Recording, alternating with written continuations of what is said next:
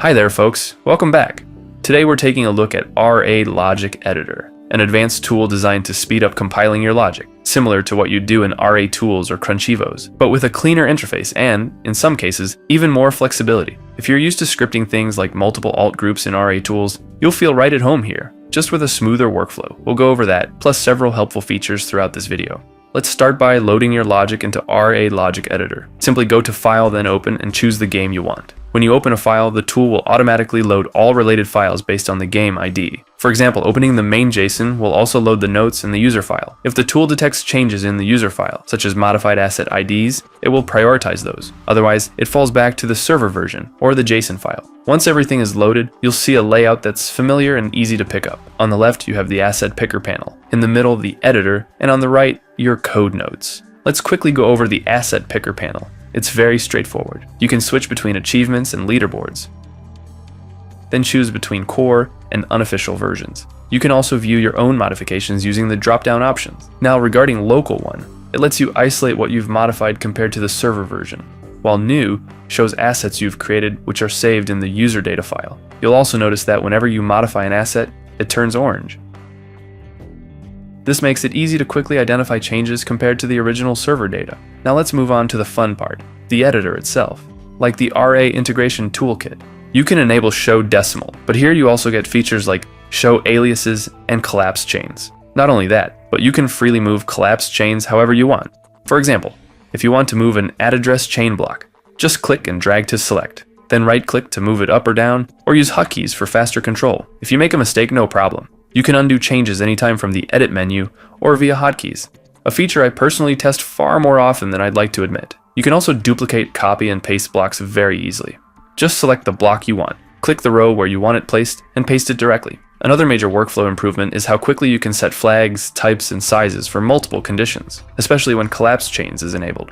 This can be tedious in RAToolkit, but here, you simply select the conditions. Set something like delta, and it applies instantly to all of them. Compiling logic is also extremely fast. Let's say you have a large code note with pointers indexing into a saved data block. You can type the name of a subpointer, for example, level completion. Make sure to enable show leaves only, so you only see child offsets instead of this crap, and yeah, then you can select what you need and add it straight into the editor.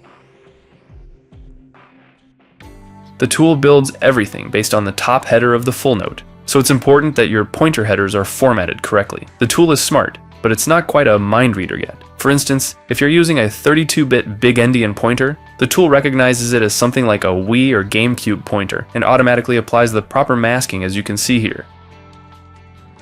One extra convenience is that you can instantly add an always false condition whenever you need, just by right-click and add a condition. No more doing it the hard way or manually. Now let's move on to the Code Note tab. This tab is super easy to understand. You can search your code notes however you want, and the search is quite intelligent. It doesn't just detect full note headers, it can also search subpointer headers, individual variables, and even descriptions. If I search for, let's say, x-axis, the tool will locate not only the full note, but also the exact address and the exact variable that matches. What's really cool about this tab is how easy it is to add new pointer chains. For instance, I'm going to take this existing pointer chain. Then I'll alter one of the offsets so it points to a child that doesn't currently exist in the code note. Now I have a brand new pointer chain that needs to be added to this full note. Notice how the tool automatically detects that this pointer chain doesn't exist yet, and marks it in yellow. If you press F8, or Open View, Logic Reviewer from the top menu, it brings up this small window. This is a simple code review panel. In this case, it tells me that this pointer chain doesn't exist in the code node. Basically, it's the tool politely pointing out something you forgot. If I double click it, the tool takes me directly to the exact location. We'll talk more about this panel later. Now, how do we actually add a note for this pointer chain automatically? First, down in the bottom right corner, make sure the indentation setting is set to auto detect. This ensures your hierarchy stays consistent, even if your notes use different indentation styles, which is especially helpful when past you and present you apparently disagree on formatting. Then, simply press enter. Now you'll notice something interesting. The tool automatically lists all offsets that don't currently exist. If you want to cancel, just press enter on the root note of the pointer chain. Otherwise, press enter again and start entering your note. For example, we have something like 32-bit BE player's health.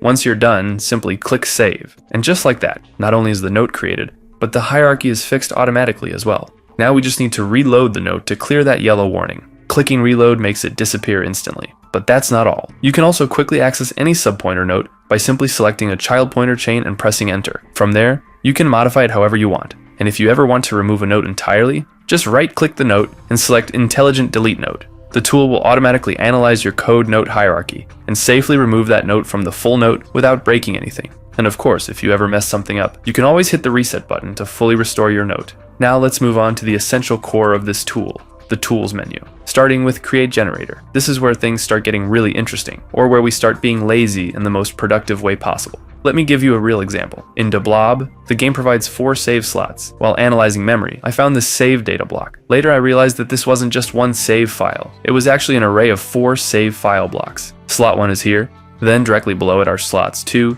3, and 4. So naturally, I need my achievement logic to work across all save slots. If the player chooses save slot 2, for example, they should still be able to unlock the achievement exactly as expected. Before we generate the logic, we first need to duplicate the code notes themselves. I've already done this beforehand. I'm just going to remove these duplicated blocks so I can show you exactly how it works from scratch. The first thing you want to do is make sure your pointer headers contain something like slot 1, file 1, or any consistent label. This makes it easy for the tool to identify and rename duplicated blocks later. Now I'm going to select the block I want to duplicate. Right-click and choose Multiply Text Inside.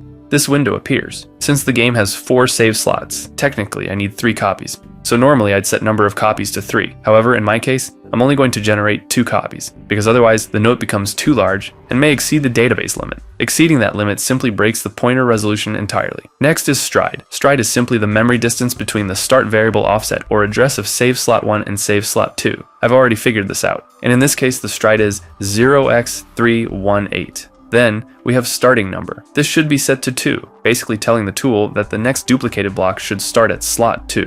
Now for naming style. This is where you define how the duplicated blocks should be labeled. Remember, each pointer header needs recognizable text for the tool to find and process correctly. I already made a preset for mine, but you can always create your own by choosing custom pattern. Since my note is slot 1, I'll use that. For apply stride, make sure you select child offsets only. This is very important. It prevents the parent offsets from being modified. The stride will only be applied to the child offsets.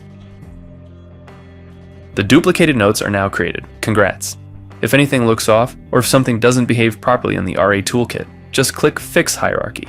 It's basically the Please Stop Being Weird button, then hit Save. And that's it. Our notes are now ready. Now we can move on to the Create Generator tool itself. For this achievement, I already have everything prepared, but I'm going to remove the alt groups so we can start fresh. I want to duplicate these 2 variables, so I select them, go to Tools, and choose Create Generator. This window appears. Based on your current selection, the tool automatically detects exactly what you chose. Now, just like we did with the note duplication, we need to specify number of copies, and stride, which again is 0x318. You'll also see an option called Generate as Array. If you enable this, the generated logic will be placed inside the same group. We don't want that in this case, so I'm going to leave it unchecked. Now I'll hit OK. The generated conditions appear grayed out, allowing you to verify that everything matches the duplicated notes we created earlier. For example, if I press enter on the duplicated variable inside alt2, the code note now correctly shows that we're looking at slot 2.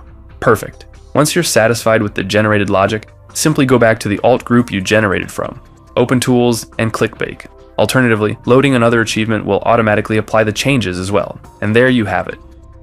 Now you'll also notice another tool called Batch Note Multiplier. This works very similarly to multiply selected text. So if you understood the previous example, this one will feel very familiar. The main difference is that instead of duplicating pointer children, this tool duplicates notes and generates non-documented notes automatically. This is especially useful when working with things like array blocks, save file slots, or any repeated memory structures that need to be documented quickly. The workflow is essentially the same as what we just covered, so it should be very easy to pick up. I don't really need to go over it again, since we've already covered the core concept in the previous example. Now, for the final feature I want to cover before wrapping up this video, and honestly, this one's probably going to save the most headaches. Say you want to quickly add support for multiple regions. This multi-region support tool will help you do exactly that. However, before using it, there are a few requirements. First, your achievement set must be in at least a complete state. Second, you need to have already documented all of the addresses that correspond to the region your game was originally built on. For example, Project Snowblind is based on the US version, but I took the time to also document all of the variables for the European version, since often these related variables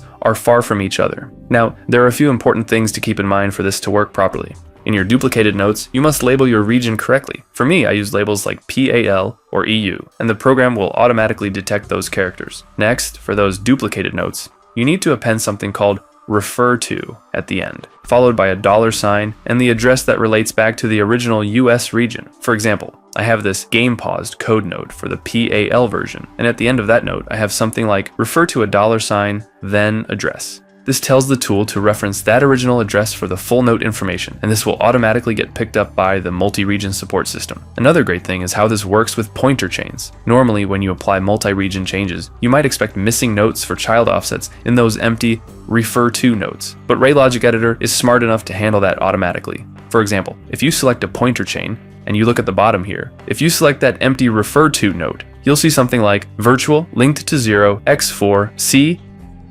That means it's already linked back to the original US note that contains the full pointer chain information. So let's see this in action. I'll open the tool, and this is what gets presented to you. The tool automatically detects that I have US notes, which is the standard region, along with the European notes. At this point, all you need to do is go into the game, grab the region ID check from the US version, and paste that logic here. Then do the exact same thing for the European version.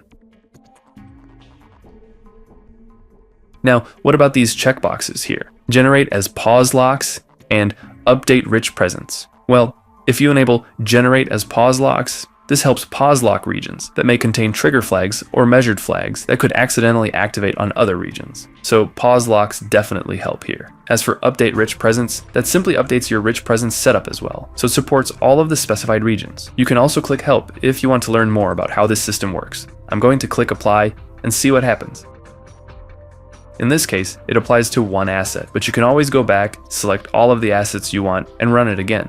And there you go. Technically, what the tool does is take everything that's currently in core and alt groups, move everything into alt groups, and then duplicate those alt groups automatically to support all of the specified regions. I really hope this tool helps speed up your workflow. It has very interesting features that took months of development and polish. I hope you enjoy using it as much as I enjoyed building it, although hopefully you'll spend a lot less time staring at memory viewers than I did. Thanks again for watching. Cheers, and see you in the next one.